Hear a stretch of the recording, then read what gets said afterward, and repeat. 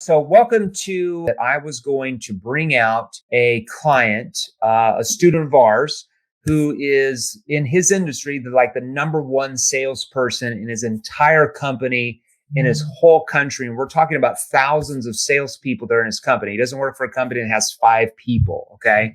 So this guy is, I don't know if we should call him the Norwegian stallion or like the Polish stallion, because he's from Poland, but he lives in Norway. So both. We should call you the Norwegian and the Polish stallion. So if you're brand new to this Facebook group, Sales Revolution, first of all, welcome to the Sales Revolution. Okay. So I am, and you're wondering who the heck I am. So I am the founder and chairman of Seventh Level. And we're an organization that helps sales professionals like you, coaches like you, sales executives, business owners, and we help companies transform the way they sell. Michael's going to talk about it a little bit today, about learning sales skills and sales techniques that work with human behavior. That's the key. They work with human behavior rather than against it. Now, what do we mean by that? We're going to talk about that. These are called neuro-emotional persuasion questions. That stands for NEPQ. If you hear the term NEPQ, that's what that means. We teach you how to have the right tonality that puts your prospects at ease, eliminate sales pressure from your conversations, and get your prospects to persuade themselves, even in Norway, right? I mean, even in Norway, Scandinavia, cold Scandinavia. It works in cold Scandinavia. I don't even know how. Now, if you want to know more details about how we can train you to sell more of your products and services, a lot more than what you're doing now, like we have for thousands of our clients over the last 2 years. We have over 2,000 testimonials right now in the first 2 years, which is insane, according to other people that have told me. If that's you, in the comment bar, post hashtag NEPQ. And either myself or someone on our team can message you more details about how we can train you to sell more of your products and services if you want us to. You don't have to sell more. You don't have to learn how to sell more, right? It's just a choice.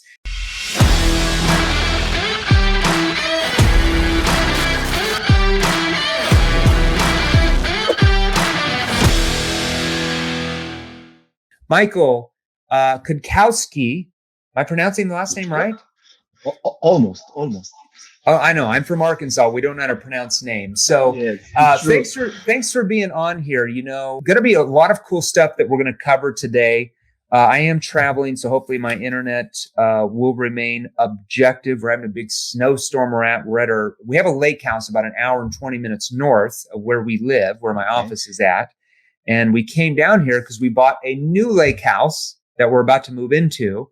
So we had to come down here because the movers are coming in to pack all of our stuff up this weekend. And I'm telling you, it's like -3 degrees here right now. It probably gets colder in Norway. -12 now. -12? Oh, that's Celsius, a nice warm day. All right. So let's first go a little bit into your background, and then we're going to have you share some golden nuggets with our group. How long ago? I know now tell us what you sell now. I'm selling insurance now in Norway. But in Europe, it's like a little bit different than in US, because I sell insurance for cars, houses, even pets, travel insurance, life insurance. So all private insurance. So in Scandinavia, it's very popular to have insurance for things in your house. If you have laptop, computer, mobile phone, so you can also insure that. So it's a lot of things, private things. Not only life insurance, but you also sell like insurance for their phones or their cars, kind of everything. Okay. Yes, all right. Of course. And all private. What got you involved in that type of industry? No, it was accident, because my life changed actually in 2017 when I decided to learn much more sales skills. It was first time when I invested money in learning skills. It was Cardone University and Bradley Closer School. Your friend. Right. Yeah, I know Brad. Brad just sent me a text message 2 hours ago. He wants me to speak at an event he's doing out in Vegas the end of April. Maybe we can get you over, but I'm going to be speaking with Brad and a few other people at that private event. Brad's a star. Brad's the rhino guy. Of course. This is how I heard about you. Okay. Because of Dropping Bombs podcast with Bradley. Yeah. And I heard for 2 years ago about you, and I and you crushed actually, Brad. Sorry, Brad, but he, he's like a little bit like cocky guy, but you were so humble and Yeah. you had so huge knowledge that he decided to listen to you, and it was amazing for me. Who is this guy, Jeremy Miner? Who is You're this like, guy? who is And this guy? Okay, so before we go into that, I want everybody to know yeah, your background because you weren't yeah, always great at selling. You weren't the number no, one salesperson in Norway yeah. in your entire industry, right?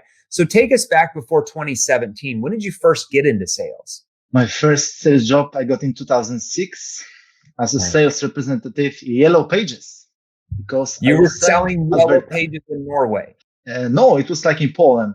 I was Okay. selling advertising space in Yellow Pages books, and I Okay, was so let's horrible. talk a little bit about that. So you got involved in selling in 2006. You were selling like advertising, all that stuff. What was selling like for you starting out? When I started, I had no clue, no idea about sales. Okay. Nothing. I was horrible. I was the worst salesperson in entire company. Okay, Period. so you're in a company, you're the worst salesperson. I want everybody to understand that Yes. he's the number one salesperson in the industry now. When he first started, he was the worst. Okay. Oh yes, I was horrible. Okay, so you weren't born with sales skills, which no one is, No, right? It's an no. acquired skill. And so what when you were the worst salesperson in that industry, like what type of sales training were you going through? What were you learning? Nothing. Okay. I didn't learn books. I didn't hear podcasts. I didn't go to books or courses. Nothing. I was like clueless. I was 21 years old guy, Okay, very so young. Completely clueless guy, really young Oh, guy. yeah. And then what happened next? I'm assuming you got fired from the job if you weren't making any sales, or what happened? Oh, yes. In 2009, it was like, I tell myself first, never more sell. Yeah. Never more sales, nothing with sale. And then 2009, I come back and I started working for the largest brewery company in Norway. Okay. When I selling for groceries, water, beer, soft drinks, but it was just salary job, it was not something commission. So it was very easy job because this company was the biggest, the largest in Norway. So it was easy to sell. It didn't need some skills to sell. You didn't need any sales skills. All right. No. Let's fast forward to 27. You get into the insurance space. Okay. Yeah. What caused you to be like, you know what? I need to learn some skills. Like I need to make some money for my family. I need to learn some skills. Like what triggered in your brain to feel like I need to invest money in learning skills how to sell? No, in 2017, my wife traveled to London for the work for 3 months, and I was alone. It was holiday, beautiful sun in Norway, and I thought about myself, what I can do in my life. Yeah. What is next? Yeah. I love people. I love help people. Sale. Okay. I need to learn. I need to study. Like, I played football before many years ago, and you have to train, every day. So it's the same with the sale. Okay. So I've started to investing money. So like in Bradley, Cardiff University, all the stuff. In 2019, I met you. Okay. So let's talk about changes. It first. So you invested in like Cardone University. I'm familiar with it. Our vice president of sales, Marco Cortese, was Grant's like top salesperson over there a few years ago before we brought him over here to work with us. So I'm very familiar with it. Okay. I haven't gone through all of it, but through Brad, I know quite a bit about it. That type of selling is completely different.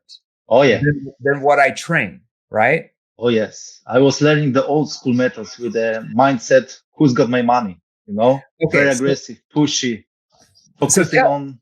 So let's talk about that. You start learning from Grant, and I respect Grant. I think Grant is a great marketer. I think he's a great motivator. So there's a lot of great things that Grant does, right? He's been doing sales training for 25 years, right? So quite a long time, been in the space. So you got to respect that. So you started learning how to sell, like get my money, that mentality. How did prospects react to you going into the sale that way?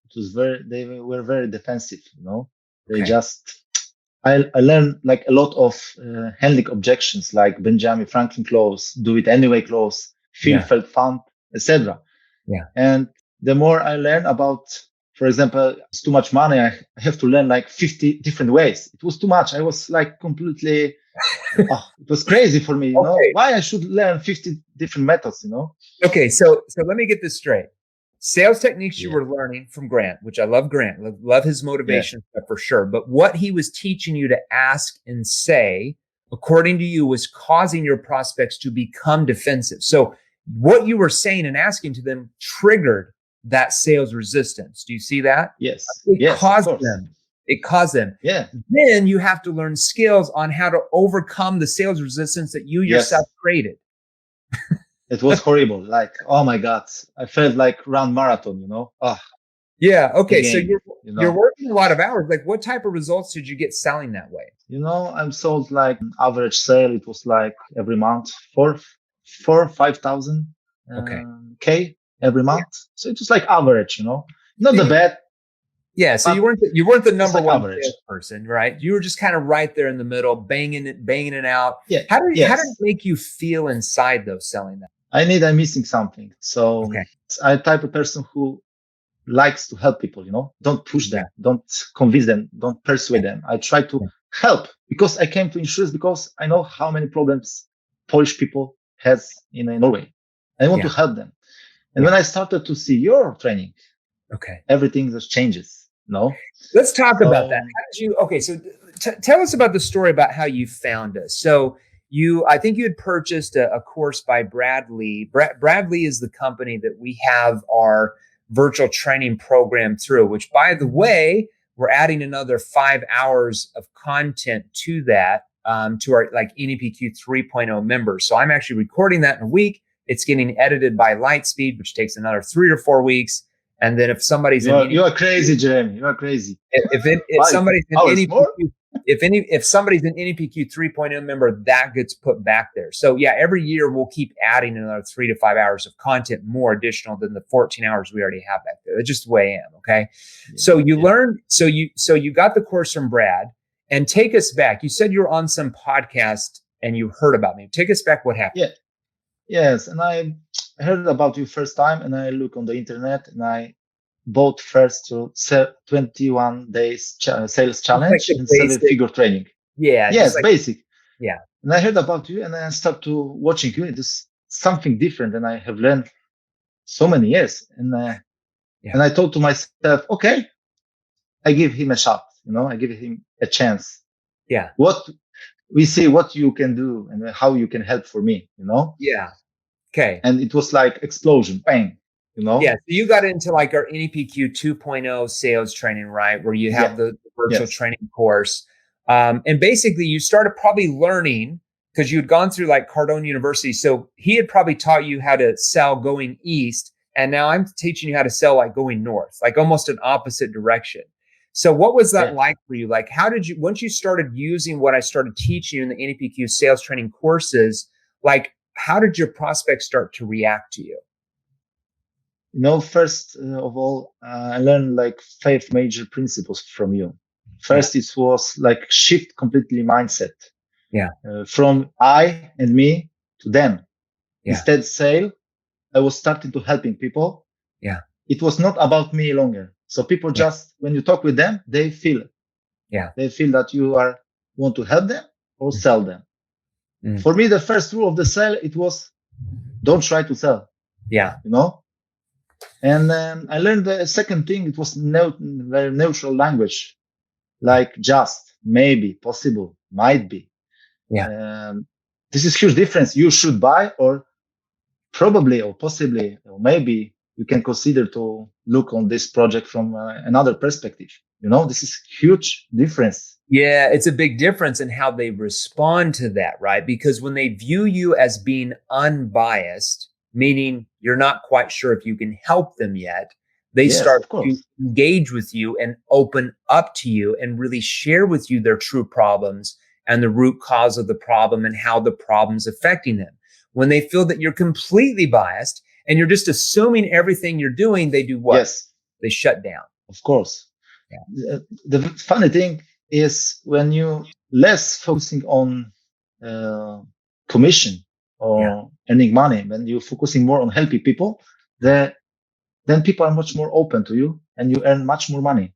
Yeah. It was like miracle for me. I don't focus on, okay, I don't think about money, I don't commission, I have nothing. I just want to help people, Yeah. And they treat me like trusted authority in insurance in Norway. So is the reason why I was number one, because I just listen, ask the question and listen. Yeah. And So 80% time I was listening, You can ask and listen yourself into almost every sale, right? So you learned what questions to ask from the NEPQ sales training course, the 2.0 version. You listened to their answers, then you clarified, you probed, and then emotions start to come out. And then it's really easy at the end. Okay, so let's talk about your results. So with the other sales training, kind of the old school stuff you went through, you're making 4,000 or 5,000 a month, just kind of average with what everybody else is doing in the company. What started happening like 3 months in, 6 months in? Where did your income go a year later? The first year, 2019, before when I started NEPQ, it was like 95K. Okay. $1,000, and after using NEPQ, it was like 165. So it was like, maybe it's not too much, but for me it was like completely different because I work less. But I don't need to call like 50 different people. I talk with the 5 and close, not the close, but help the 3 different people, And you don't need to talk with 100 people. Yeah. I mean, you literally, okay. So what you just said is you quadrupled your income and your results, and you work half as much as you used to. Okay. Yes. That's a big difference. You went from $40,000 a year American to now 160, 180,000 plus American. And I feel like you're just starting. Like you haven't. Yes. It's just beginning for me, Yeah. Compared to you, Jeremy, I'm like 100 years ago. No, I mean, I train salespeople. I train salespeople in your industry, Michael, that have, kind of more of our advanced inner circle programs and 3.0, because we do a lot of advanced role playing that make 4, 5, 600,000 a year selling exactly what you do. Now they went on that progression like you did. They started at 40 or 50, then they bounced up to 150, 180. And as they kept learning and growing and getting to more advanced training, their income just doubled and tripled. So we teach a lot of people in your space. First of all, congratulations. And I'm going to ask you a couple of questions here because I know everybody wants to know like a few questions you use in your sales process. One thing I do have to know though, so typically I know I've done a good job with our clients, whether it's an individual salesperson or a coach, or if it's a company or a corporation where we're training all their salespeople. I know I've done a good job if that client's spouse, I'm in their fan club. Am I in your spouse's fan club? Maybe. Do you know what I mean when I say fan club? Fan club? It's like, so over in America, I don't know actually. This one I don't know. So in America, it means like, I like that guy. He's really helped my husband a lot. That's like a fan club. Maybe about like fan club girls, maybe. No, not good Lord. No, just kidding. No, I don't mean that. So I always tell my wife, I'm like, hey, I know I've done a good job if that client's spouse really likes what they've done in the training. That's what I mean. Oh my God. So now I understand completely. Okay. You're like, dude, what the hell is this guy talking about? All right. So hopefully hopefully we're in the wife's fan club over there because we've done a good job with training you, but I feel like you're just barely starting. You haven't hit your full potential yet. All right. So what I want to know is and everybody, just so you know, so Michael sells insurance. So he's going to give you a few industry specific questions, but you can use them and you can apply them with what you sell as well. What's like the number one question you ask your prospect that you've learned from us to really build urgency for them to purchase now and not down the road? Very often I use like consequence questions is the best, I think, the way, according to me, because you challenge people to think, because people very often tell me it's too much money, it's the same insurance coverage like in your company. So I am start asking, what are you going to do if nothing changes? If you keep having the same insurance policy for the next 3, 6, 12 months? What if something happened and your current insurance provider couldn't help you? And they start thinking. Because very people here in Norway drive by the car to the Poland, and if you have car accident in Sweden, what is the next step? What you should do? Yeah. And people, they don't have any idea where I Yeah. should call, who help me, how, you know, they start thinking. Yeah. So I challenge people to think. Yeah. So that question you did, that's a consequence question, and that's Yeah. allowing them to think of Yes. problems they didn't even know they had before you raised that question, right? So John, what Yes. what happens though if you drive into Sweden and you get a car accident, like what happens to your policy you have in place now though? That's probably something they Exactly. never thought about. And now they're like, Never. oh, Oh my God. SAIT, like, I don't know what would happen. And now that's created a problem in their mind that they didn't even think they had, that most salespeople in your industry would have never even known how to ask, right? Or, Yes. yeah, you see how that works? Another consequence question. So what if you, John, but what if you don't do anything about this? You know, and your policy is the same, and God forbid something happens to you, like what would happen to your wife then? Like how would she be able to pay off the house, right? If it's Yes. life insurance. So there's a few consequence questions you can ask that get the spouse to think that, oh my gosh, if something did happen to me, Yes. I don't have enough money to support my family I've left behind. You know, the biggest thing what I have learned from you is also two true questions. Like Yeah. people tell me very often, "Oh, I love my insurance company. They are good. They have good price." Yeah. And when I ask them, "Oh, it sounds like things are going very well for you. Is there anything you would change about your present insurance provider if you could?" And the people tell me completely opposite. Yeah. You know, it is like Yeah. magic. Yeah. When I heard about from you about these two true questions, it was like, oh my God, it's so simple. Yeah. So, I mean, to me, it Actually, sounds like things are going fairly well with who you're using now. I mean, is there anything you would change about the financial protection you have now, if you could? Right? There's another way to ask that, because maybe the insurance policy they have now is good, but if something yeah. happened, it's really not going to pay for everything that they would need. They need to add more or something, right? I always used to ask people to send me their contract, their with current insurance policy, because you can find a lot of hidden gaps in Yeah. your insurance policy.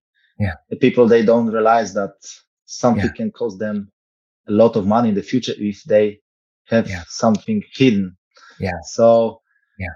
people talk about price. I'm talking about what happened if Yeah. something happened, you know, and See they thinking, how most salespeople are focused on price and cost, whereas you're focused on results based thinking, getting them the result they want in case something does happen. And when you're yes, focused more on results based thinking about solving problems in case something happens, they're far highly likely to even pay more just to make sure that their basis is covered when something does happen. and then the second thing, it was like, you have to understand what people actually mean, Yeah. not what they say. Because when people will tell you it's too much money, what do you mean by that? It's too much money. Yeah. Because for one person, too much money is maybe $100. For other person is $10,000. I don't know. Yeah. So you have to figure out and ask them more than like peeling of the onion. Yeah. So You know? you're asking NEPQ clarifying questions that clarify what the concern actually is. So then you can discuss it like a friend working with a friend to come up with the Yes. solution. And then you're asking what we call diffusing questions that get them to overcome that concern. So you don't need to learn like 50 ways to handle objections because you are objections provider, you know? Yeah, exactly. No, I love that. I love that. Now I'm going to ask you another question. What's the number one objection you get in your end from your prospects? You know, very often it's like too much money or uh, all insurance companies are the same, you know? Okay. So when they say all insurance companies are the same, you say what? Ask them, what do you mean by that? No, Ah, see, because you don't know what they mean by that, do you? no, I don't know what they mean. And very often people just, I don't know. Serious. It's like, you know, because people try to convince them, like, you know, we are better. We are number one in the market or something like that. Ask, what do you mean by that? Yeah. And people just, what? So So, a lot of times so they say, well, I don't know. And then what do you do? So I ask them very often, do you want to know more about like what is the possible difference between my company or your? If you want, I can explain you. And people very often tell me, okay, and they are open, And then I try Yeah. to explain for them, ask the questions. Yeah. For example, about the car. Yeah. And for example, you have the car. Uh, Where you are using this car, you are going to the work, you are travel to around the Europe. What the coverage is the best for you? Yeah. I always ask them, what is the best way for you? Yeah. So they start talking and talking. They are talking, and I try to find, I take the notes. Yeah. And I write like keywords. Yeah. Because sometimes people, if someone tell me comfortable, I like to live comfortable. Yeah. I like to have comfortable, and I try to notice this comfortable word, and I use after them.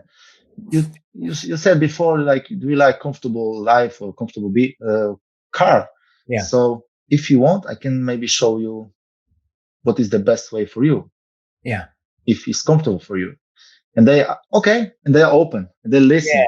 So because you're asking permission, you're asking them for permission. Yes, always for permission. Solve the problem. You're not just because I don't need to explain for one person who wants to hear. Maybe they want just price and finish. Yeah. I don't want to waste my time for people. They want to just price. Yeah. Yeah, and they can. It's also a good way to do that is you can simply say, if they're like, well, you guys are all the same, all the insurance companies. How do you? I'm sorry. How do you mean by that? Well, I don't know. Well, they maybe say, well, I don't know. Well, and John, to be frank, I'm not quite sure I could even help you yet. I'd have to know a little bit more about the policies you have in place now to see if we could even help you in the first place. Would you be comfortable with that? Right. Yes. And they're like, oh, yeah, sure. Right. If they say that in the beginning, now more in the end of the conversations, you wouldn't say that in that way, but you would still ask that clarifying question. Well, hold on. How do you mean by that? Just so I understand. I'm not sure what I mean. Okay. All right. Good. I love it. Any last any words of advice that you would give our listeners listening to this interview with you? And I want to thank you for being on here and sharing some of those golden nuggets with those questions you use in your space. Congratulations being on the #1 salesperson in your entire company, all of Norway. Congratulations. You went from the average rep to #1 in like a year. That's from the worst salesperson Yellow Pages. That's an insane story. I love the NEPQ questions that you're learning from the 2.0 course. But any last words of advice for our listeners? If you have the right skills, the right knowledge, and you put in the work, losing is impossible. Yeah. So I'm very appreciated, Jeremy, for everything what have you done for me and for our students, because you did a lot of work through the last 20 years to learn NEPQ. Yeah. And because 100%. Of you, instead to study 20 years, I can do it in 1-2 years, maybe. So thank you very much. Yeah, you're welcome. I hope the investment you put into the 2.0 sales training course has multiplied by 100 for you. It sounds like it has. Yes, it's true. It's like, it's like dreams come true. With the right knowledge, it's easy. It's not just about sale. It's about life also. Yeah. It's much easier in your life. You know what the biggest expense in somebody's life is? What do you think it is? Expense? Yeah. The biggest expense in somebody's life. What costs them the most? Costs the most? Yeah. The lack of knowledge? You're exactly right. It's your lack of knowledge. Your biggest expense in your life, everybody listening today, is your lack of knowledge of understanding the sales skills and the right sales questions, okay, that you need to know to be able to ask your prospects to get them to persuade themselves because you don't know those yet. Yes. That's your biggest expense because you don't know the right sales skills to get to where Michael and all these other students are at, 250, 350, $500,000 a year or more in straight commissions as W-2 or 1099. Your biggest expense in your life is your lack of knowledge. Now, once you learn that knowledge, everything is possible for you. The more you learn, the more you earn. It's 100%. 100% right. That's where you are. Yeah. And as a sales professional, you definitely want to learn the right skills. All right, Michael, thanks for being on here. congratulations Thank you for on all having me. your awards and your accolades. And I think it's awesome.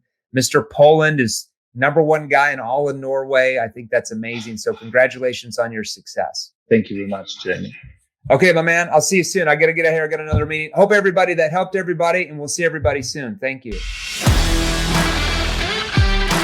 Hey guys, if you enjoyed these, here's another you can watch right over here, Join our free Sales Revolution group. Click the link below, join us, and we're going to help you. Thanks for watching. We'll see you real soon.